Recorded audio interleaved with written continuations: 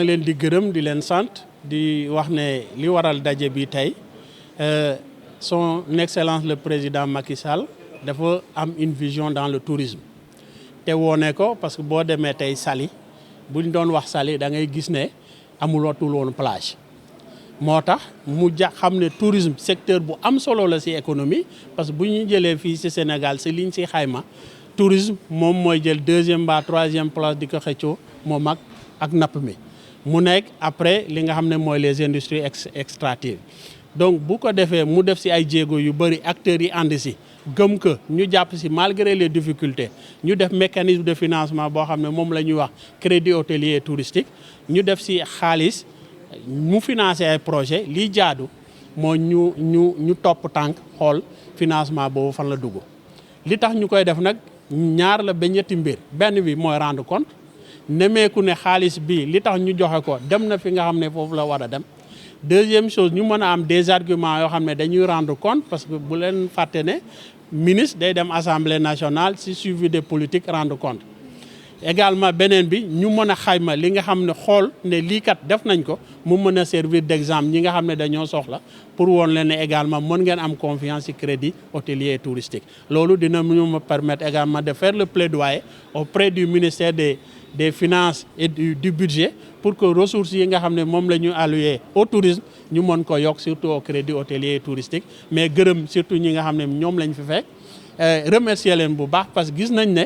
ñoom li taxoon ñu jox leen projet bi nga xam ne 3 milliards lañ waxoon ne moom la projet in fine coûté 4 milliards CHT bi joxe ci 1 milliard ñoom def nañ ci jéego ku xamoon hôtel Faidherbe boo fi ñëwee tey mu nekk hôtel Axil xëy na sax boo xamul dara di nga laajte fan la nekk loolu aussi ñu ngi leen ci gërëm mais aussi ñi nga xam ne ñooy foofu la ñuy demaat ñu espérer que liñ fay fekk noonu la mais aussi ñii yéen ñu wéeru ci yéen pour woon askan bi ne également état bi dugal na loxoom bu baax ci li nga xam ne moom mooy privé yi lu ñuy def di investir dans le secteur état bi def leen ci jàppale. parce que loolu day suuxat économie. est-ce que tey jii ginnaaw bi ñu génnee ci li nga xamante ni moom moo di mbas mi ñu romb est-ce que tey jii mën nañu espérer benn changement ci côté état jëmale ko ci suñu tourisme bi. waaw tourisme bi moom relancé na xëy na ñu ngi woon peut-être à moins de 1 million de touristes mais aujourd'hui on est à 2 millions de touristes 2,5 millions de touristes. parce que li nga xam ne moom la ñu séentu à l'horizon 2025 c'était d'avoir 5 millions de touristes à l'horizon 2030-2035 entre 10 millions de touristes loolu nag boo ko bëggee am réaliser da ngay restructurer secteur bi restructuration bi ñu ngi ci parce que c'est la première fois tourisme nekk un département à part loolu moo waral également ñu war a jàngat ci loolu mbas mi weesu na mais il y a toujours des reliques loolu nag ñu ngi ciy nekk di ci def ay jéego pour renforcer existant yi mais améliorer augmenter les capacités et pour que économie bi ñi nga xam ne ñu nekk ci tourisme bi secteur privé bi ñu ngi fi secteur bancaire bi ñu ngi fi ñooñu dinañ leen mën a wax ñoom seen sentiment te ñëpp jàpp na ne xam na ne touriste de commencé na relancer yéen aussi xam ngeen ne lancé nañ benn programme spécial mooy taamu Sénégal mooy ñun ñi nga xam ne ay sénégalais la nañu dem ci biir Sénégal loolu nag aussi marché na mais tourisme dafa nekk loo xam ne mënul nekk un secteur à part tourisme day bénéficier wu ci yeneen investissement yi mooy aéroport yi day bénéficier ci autoroute yi day bénéficier li nga xam ne mooy peut-être hôpitaux modernes yi day bénéficier ci li nga xam ne moom la ñu développer ci AMP yi day développer ci li nga xam ne culture moom lay def monument de la Renaissance et cetera tourisme moom mooy moo ko mais surtout sport je voudrais profiter ci antenne féliciter magnifier li nga xam ne moom la équipe nationale def démb de battre pour la première fois à plus de 4 buts équipe du Brésil. Sénégal va abriter en 2027 inchallah peut-être une coupe d'Afrique. En 2026 on va abriter les Jeux olympiques de la jeunesse. La destination Sénégal en termes de destination maïs et en perspective loolu laa bëggoon wax di leen gërëm di leen sant bëgg a profiter aussi seen micro remercier les partenaires du ministère les banques mais encourager également comme NCA BND remercier le privé mais surtout ñi nga xam ne mooy les acteurs parce que bàyyiwuñu secteur bi jàpp nañ malgré les difficultés c'était difficile ñu continuer di fay salaires yi di góorgóorlu pour maintenir le tissu économique et ça ils l'ont réussi à le faire. C'est pourquoi le ministère pense que on va être à leur côté, renforcer le dispositif de faire venir ñi nga xam ne ñooy FONGIP, faire venir la DER pour que mën a structurer davantage l'offre mais également la destination. Merci beaucoup. waa Mamadou Bathily maay directeur exploitation hôtel bi di leen gërëm di leen sant di wax ci turu monsieur Gorgui Ndoye di président directeur général hôtel bi di remercier le comité tey seen teewaay fii nii pour xool processus su crédit hôtelier bi naka lañ ko doxalee ñun nekk ñu ci travaux pare nañu pratiquement liñ ñu joxoon def nañ ko ba romb ko comme ni ko directeur waxee sànq li ñu bëggoon sax defar dañ ko romb. Pourquoi ñu romb ko dañoo bëgg client bu ñëwee fii mu kontaan xam ni hôtel bi nii mat na liñ koy doyee boo fi ñëwoon ci temps hôtel Faidherbe ak tey Axil hôtel di nga xam ni y a un réel changement. Actuellement nous sommes un hôtel d'affaires lañu donc li ñuy def mooy recevoir surtout ay séminaires ay ateliers donc c'est la raison pour laquelle partie bi ñu nekk nii muy partie extension bi ñu def ci ay salle de réunion ay salle de conférence salle de gym ak ay appartement te loolu yëpp accompagnement crédit hôtelier bi moo tax ñu defar ko moo tax ñu leen di gërëm di leen sant di wax ni loolu moo tax hôtel bi nekk fu mu nekk tey et par rapport à cela aussi buñ ne dañoo àbb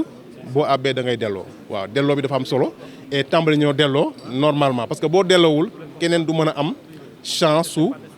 emprunter et boo delloowee ñu xam ni crédit bi juróom-ñaar la woon boo koy liggéeyaat benn yoon di nga ci yokk moom daan fukk wala fukk ak ñaar c'est important.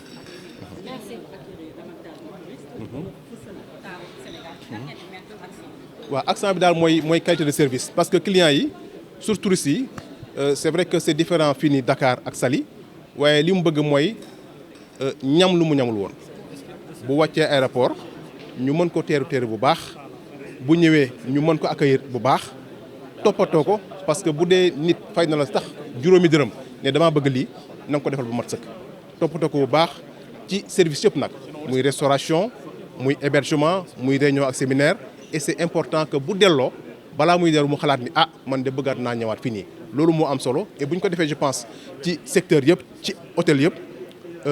comme ni nga ko waxee rek dañ romb sax 20 millions de touristes incha allah. yokk si ne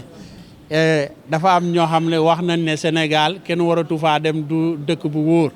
dëkk bi wóor na ku fi bugg a ñëwal Sénégal dina la accueillir dina mettre les conditions pour assurer sa sécurité mënuñoo wax ne nag li fi xew 1er à 2 juin amul incidence bi c'est très simple bu fekkee ne da ngaa bugg a dem séminaire te problème mu transport am xëy na reporté woon nañ ay atelier ay séminaire si yeneen hôtel yi waaye ñi nga xam ne tour opérateurs yi programme bi ñu programmé pour ñëw nit ñaa ngi si nit ñi nañu jàpp ne aussi bu amee problème mu niveau c'est que simplement ñu ngi si basse saison on n'est pas sur la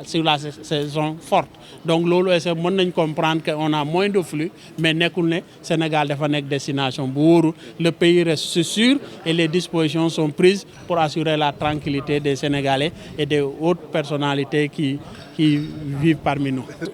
mooy rafetlu d'abord soutien état soutien banque yi ñuy gunge ci projet bi di féliciter borom hôtel bi ñi koy gérer tamit parce que xeex bu yàgg la financement crédit hôtelier mu ngi tàmbali en 88 boobu temps ñu ngi doon financé wu ci banque bu ñu tuddoon Sofisedit daal di tëj en 1988 à partir de ce moment là amatul ñoon banque bu ñu mën a gunge maanaam financement yi ñu tax a ñëw tey financement yi ñu ngi ko tàmbali en 2016 bi Ebola dal ci Sénégal donc la état ne gis ne secteur bi bu ñu ko jàppalewul dafa nar a suux donc ñu tàmbali financement mais financement bi jàppale boo xam ne ni doyuloon pour soxaliku secteur bi Ebola Covid ñëw mu gën a tar jafe-jafe bi état moyens yi mu déployé yoon mënuloon mat pour mën a gunge secteur privé bi ñu oo banques yi pour ñu jàppale ñu mooy financement bi ñu nekk actuellement financement bi nag dañu gunge hôtel bi ñu ñëwoon seet si tey ndax gunge bi aw na yoon wala awul yoon te ñu ngi koy rafetlu tey gunge bi gis nañ ne liggéey biñ ci séntu woon mu ngi ci donc dañu war a féliciter promoteurs yi ak gérants yi. On est vraiment ravis et contents de votre visite. On ne s'attendait pas à une visite avec tout le staff du comité de management. Et donc, et pour ça, on vous remercie beaucoup. Et donc, aujourd'hui, cette visite nous a permis, ça va nous permettre de donner tous les détails concernant le crédit du MTTA, qui nous a beaucoup aidé sur tous les plans, je veux dire, sur le plan de la concurrence, parce qu'avant on était focalisé sur la billetterie seulement. Mais avec le crédit MTTA, ça nous a permis d'ouvrir d'autres activités secondaires, à savoir le transport et les transferts. Donc on a pu acquérir un bus, 3 véhicules SUV et un véhicule citadine. Donc aussi ça nous a permis sur le plan du personnel de faire une augmentation du personnel avec un recrutement. Donc aussi, ça nous a aussi permis d'avoir une bonne visibilité par rapport à l'activité dans les 5 années à venir. Parce que notre business plan, ça s'est basé sur 5 ans. Donc on a pu faire un business plan, raison pour laquelle on nous a sélectionnés. Et vu sur 7 ans, on a vu que même avec les 245 millions, avec aussi le fait qu'on a un programme très ambitieux, les 245 millions même, ça ne va pas nous suffire. Mais quand même, ça nous a permis d'avoir une part importante dans le marché des agences de voyage et du tourisme. Donc avec les 245 millions, on a pu acquérir, comme je vous ai dit tantôt, des véhicules pour le transfert et aussi on a commencé à avoir les recettes de cet investissement-là. Aussi, ça nous a permis de diversifier sur le plan. Maintenant, les activités, que ce soit les activités secondaires, à savoir l'événementiel, le transfert, le transport, la digitalisation, même on est rentré dedans pour seulement, ne serait-ce que plus diversifier notre activité. En fait, parce que si on se focalise seulement sur la billetterie, on aura de sérieux problèmes au fur et à mesure, parce que là, avec la digitalisation,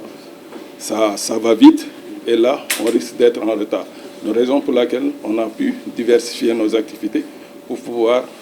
faire même des voyages organisés avec des colonies de vacances. Cette année, on a eu à participer au pèlerinage à la Mecque. On a organisé des Umrah. Avec les pèlerinages à la Mecque, on a eu 2 groupes. La Umrah aussi, on a eu 2 groupes. Donc, on ne l'a jamais fait. Donc, et on prépare en ce moment une colonie de vacances pour le Maroc, pour les enfants. Donc, et là, on a utilisé effectivement le budget du crédit MTTA pour pouvoir le faire. Et avant, on n'était pas censé le faire parce que ça demandait beaucoup de moyens.